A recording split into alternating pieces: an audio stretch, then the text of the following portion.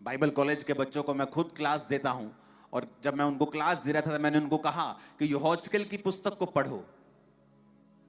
Bible कहती है वो बंधुओं के बीच में नदी के तट पर पड़ा था। कौन से बंधु? जो इजराइल से आए थे।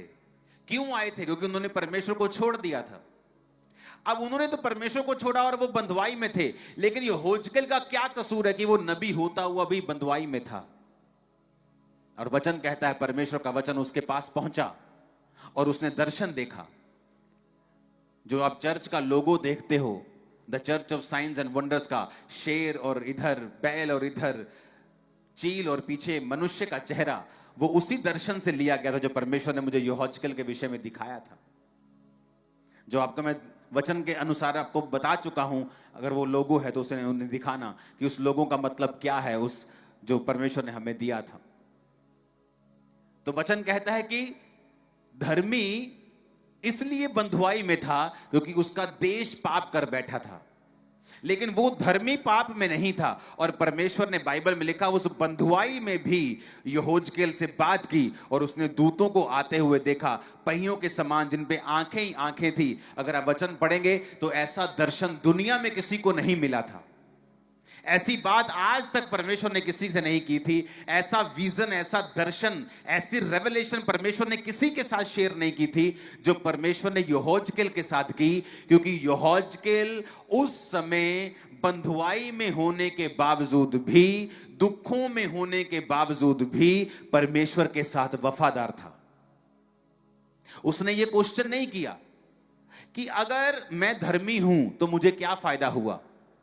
ये पापी लोग, ये भी अपने पाप के कारण, अगर हम कहते हैं कि पाप के कारण हैं तो हम सब बंधुआई में हैं, तो मैं कौन सा राजा बन गया हूं? मैं भी तो बंधुआई में ही हूं। अगर ये कबार नदी के तट पर बैठे हैं सभी, तो मैं भी तो यहीं बैठा हूं। अगर इस देश में मंदी आई है और पापी सारे मंदी में हैं, तो धर्मी भी तो मंदी में, तो फिर धर्मी को क्या फायदा है?